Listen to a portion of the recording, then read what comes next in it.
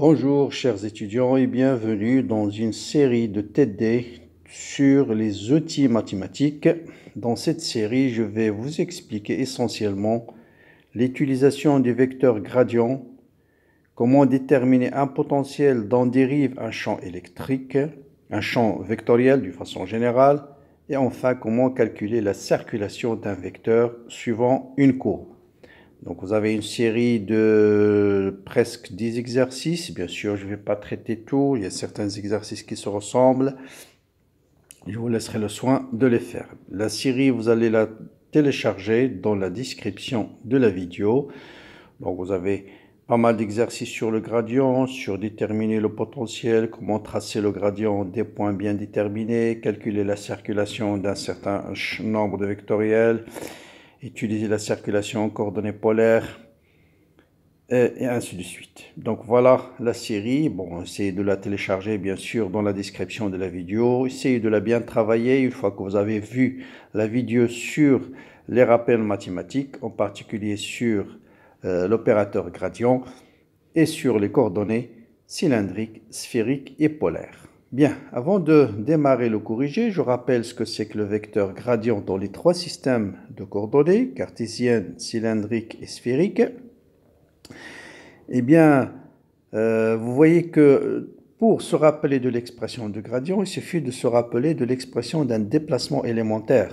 Donc, j'ai déjà expliqué ça dans une vidéo précédente. En coordonnées cartésiennes, c'est d de x suivant i, d de y suivant j, d de z suivant k.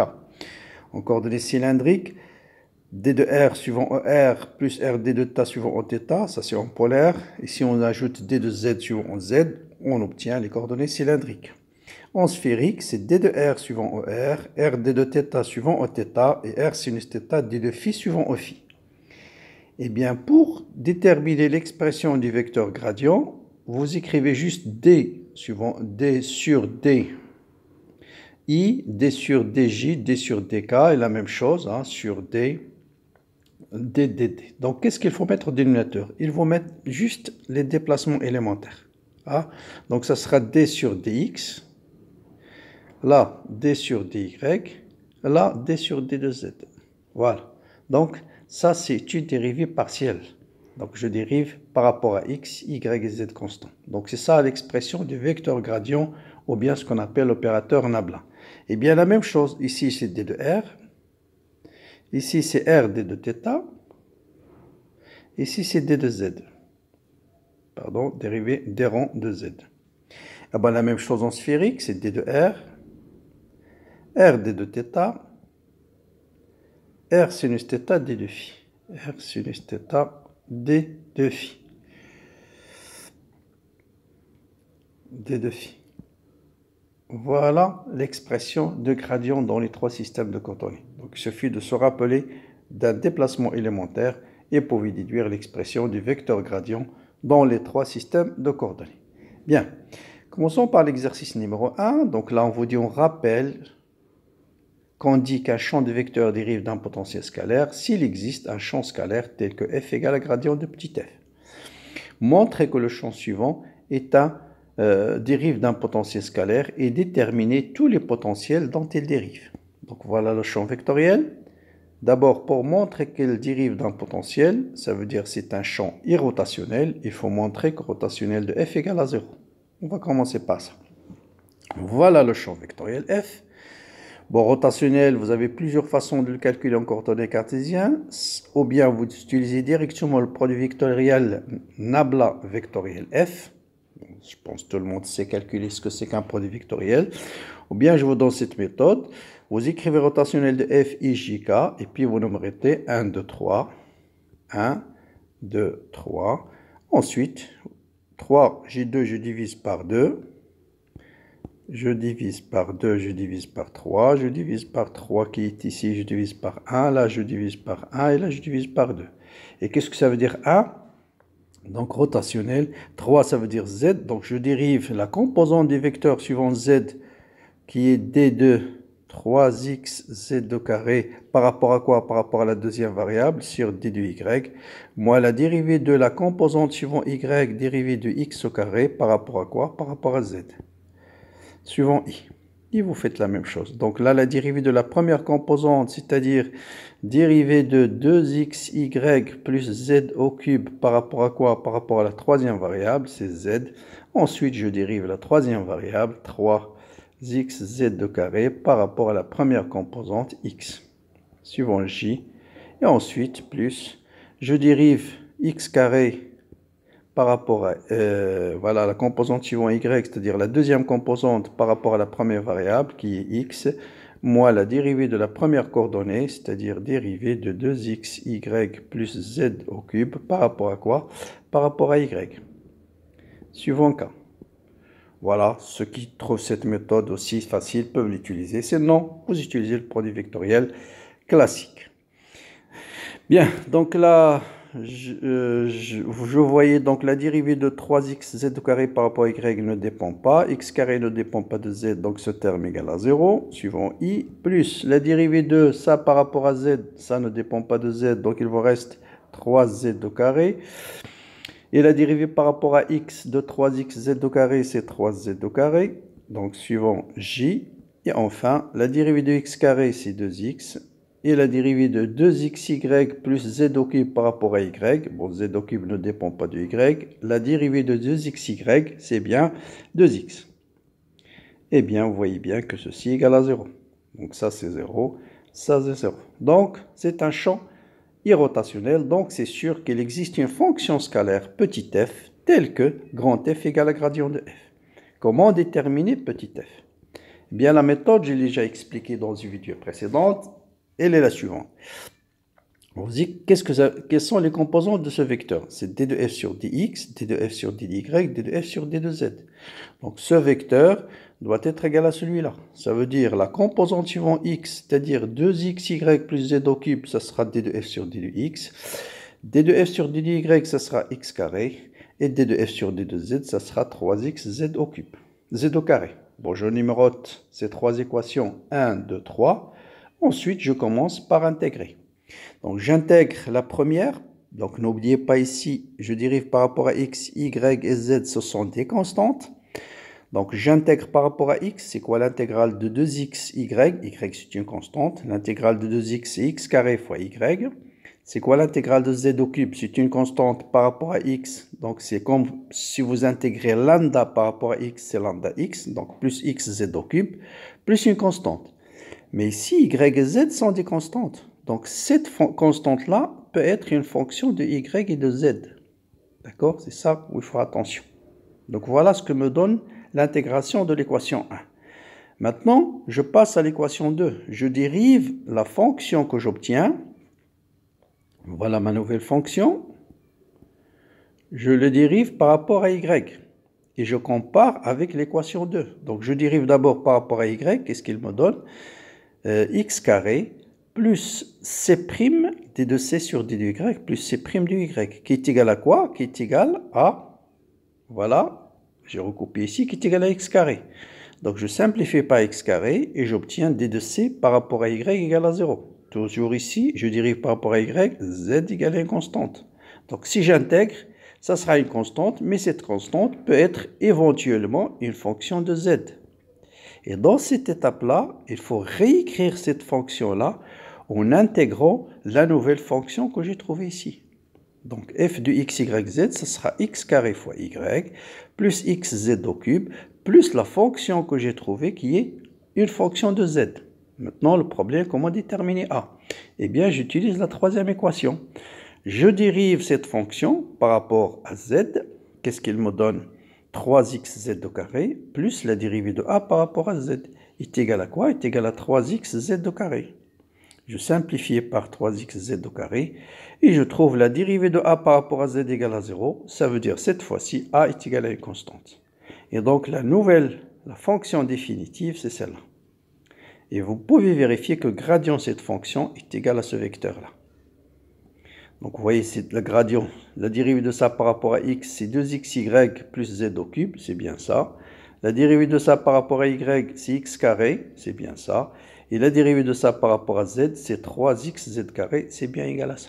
Donc voilà comment on détermine un champ de vecteurs qui dérive d'un un champ scalaire qui dérive d'un champ vectoriel.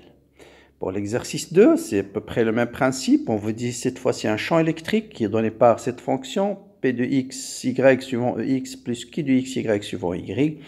Même principe, déterminer le potentiel dont dérive le champ.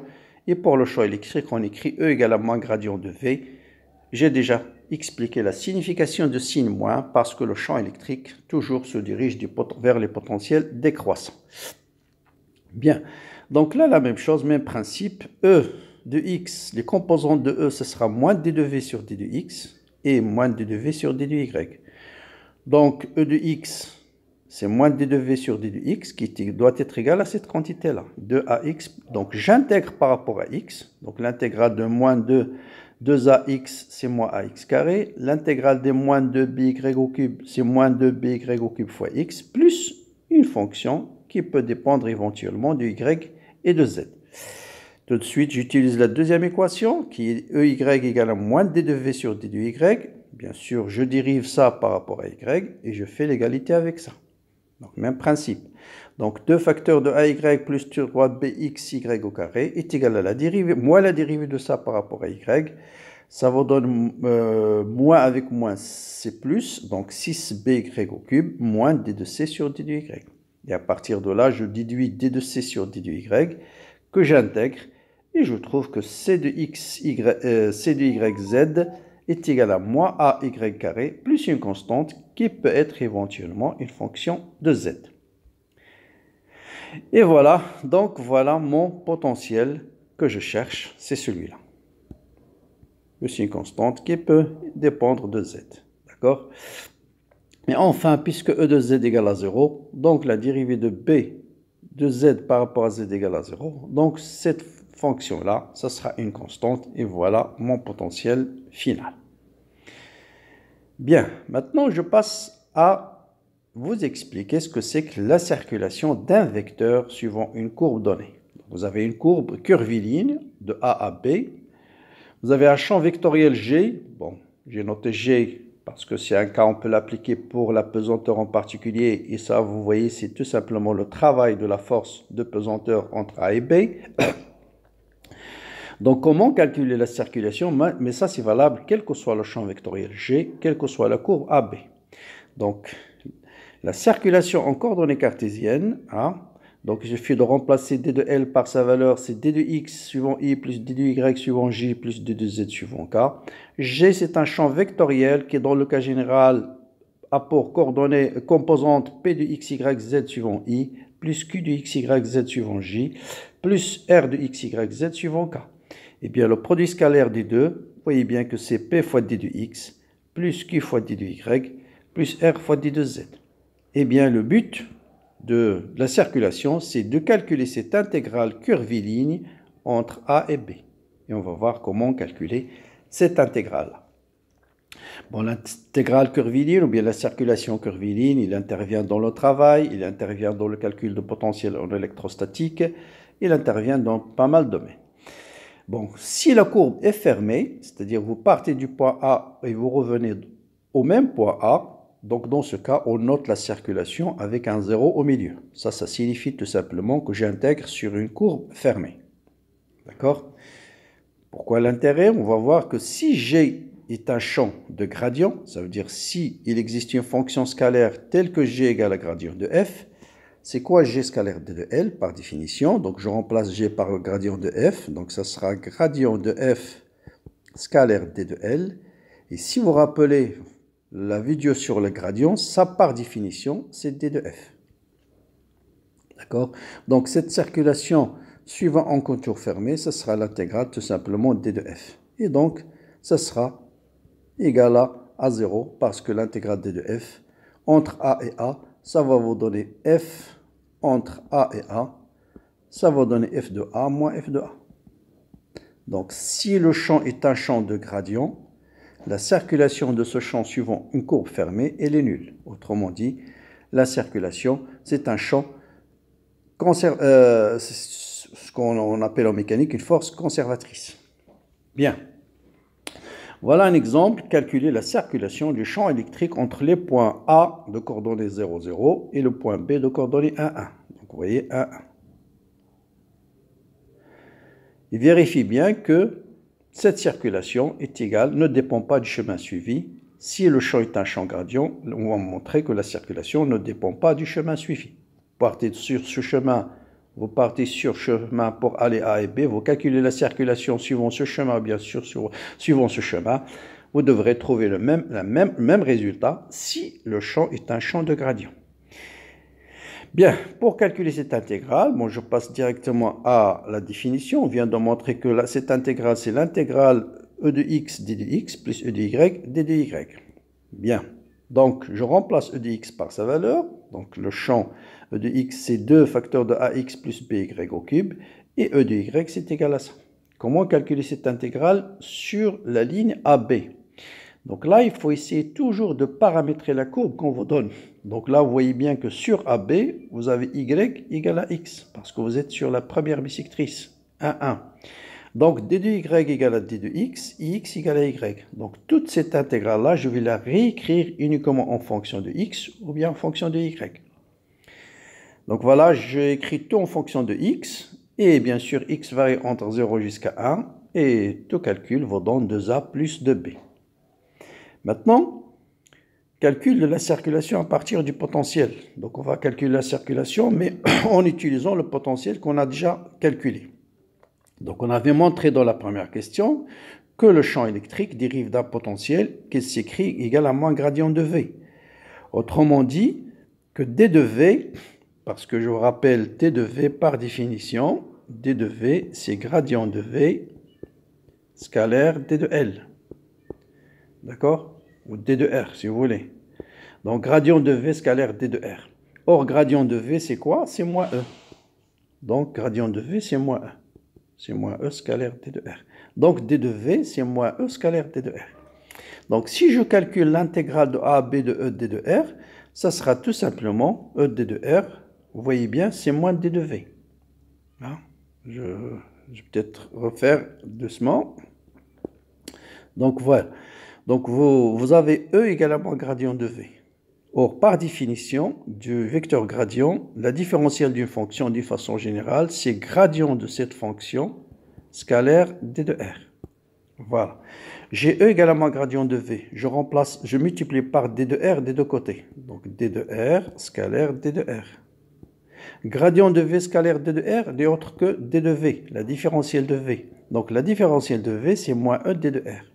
Donc, si on me demande de calculer la circulation entre A et B, ça revient tout simplement à l'intégrale de A à B de moins D de V.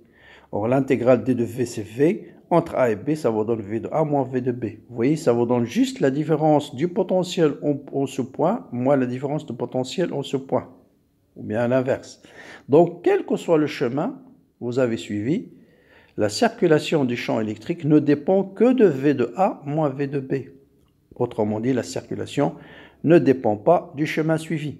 En effet, si je remplace V de A par sa valeur, je remplace V de B par sa valeur, je trouve exactement le même résultat. Je rappelle, voilà l'expression de V. Donc vous remplacez A par 0, 0, vous allez trouver D, et vous remplacez B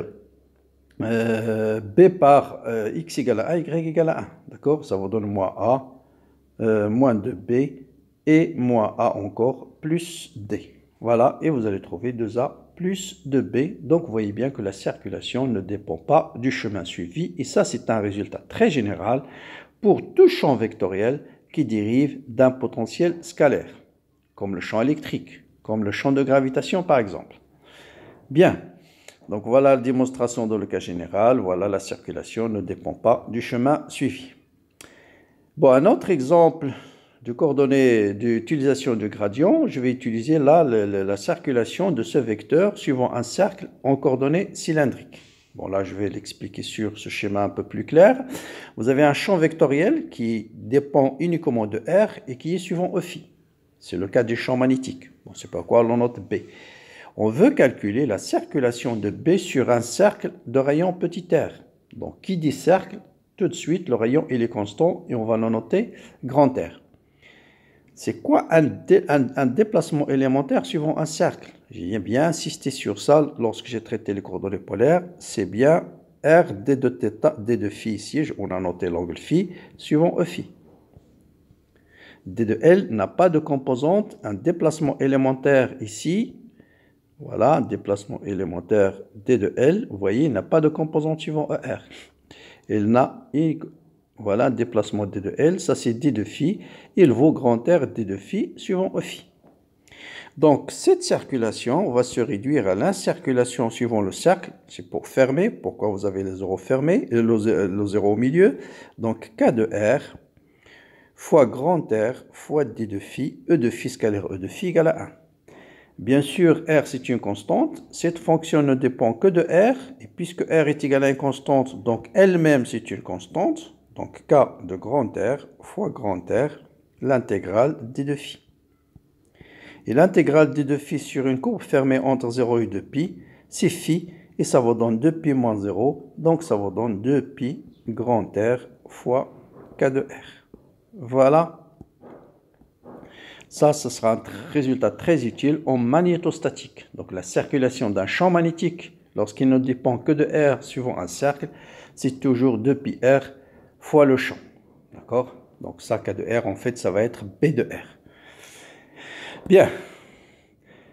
Allez, je traite encore un dernier exercice, l'exercice 4. Donc voilà, on vous donne ici une fonction scalaire, s de xy est égal à x fois y. On vous demande de déterminer l'expression de gradient, de représenter le vecteur gradient en deux points différents. Et on va prendre un cas particulier où cette surface est égale à une constante et on va retrouver quelques propriétés de l'opérateur gradient. En particulier, il est toujours perpendiculaire aux surfaces S égale à une constante. Bon, le gradient d'une fonction scalaire en coordonnées cartésiennes, c'est d sur dx suivant x plus d sur dy suivant y, bien sûr, de la fonction scalaire. Notez bien, gradient de S, c'est un vecteur. N'oubliez pas les vecteurs, faites très attention. Donc, la dérivée de ça par rapport à x, c'est y. Et sa dérivée par rapport à x, y, c'est x. Au point 2, 2, ça vous donne 2ex plus 2y. Au point 1, 4, ça vous donne ça.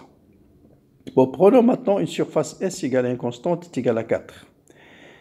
S égale à 4, ça veut dire x, y est égal à 4. Donc, y est égal à 4 sur x.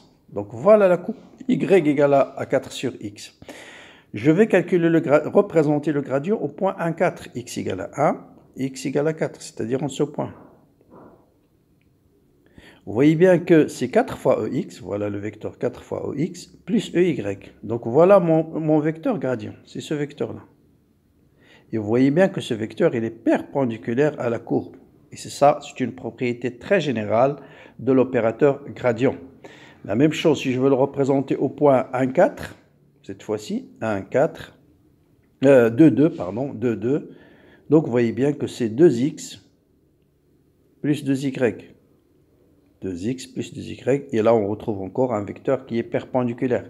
Donc ça c'est un résultat très général. Si vous avez une fonction S de x, y, z égale une constante, bon voilà cette surface quelconque, et vous calculez gradient en ce point, vous êtes sûr que l'opérateur gradient il est toujours perpendiculaire à cette surface.